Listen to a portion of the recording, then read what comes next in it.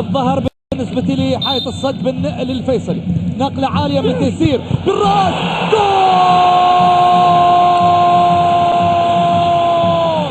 إن كان تسمع فاكتب الرقم 20 لعيون العمدة يا الربع كتبوها، وإن كان ما تسمع وجيت بعدين تلقى النشامة عندهم سجلوها. دامك أهلاوي لا تهاب الميادين، خضر الفنايل للعب واحسموها. ما هي من راسي ولا هي بتخمين، هذه الملاعب عندكم اسألوها، وهذا العمدة عندكم اسألوه، هذا العمدة عندكم اسألوه. هذه كرة أولى، تيسير الجاسم يصنع كرة معاه عماد الحوسني يسجل أول أهداف في المباراة.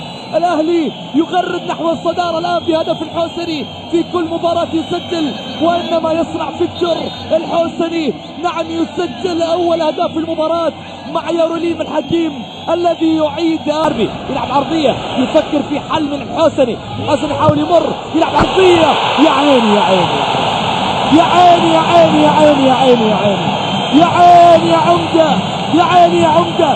من بغى الناح يصبر على الكوكاح، هو يقول لك معانيك لا يفهمها إلا محبيك، معانيك ما يفهمها إلا محبيك.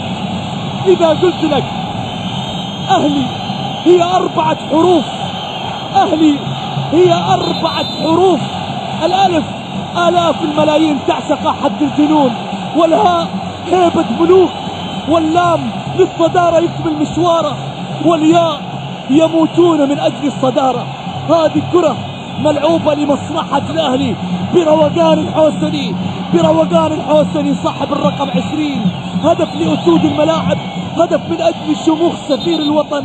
إنه الهدف الثاني. الحوسني حظ عاثر أمام فيكتور، ولكن الحوسني يرفض الحظ العاثر في المباراة ويسجل هدف ثاني لمصلحة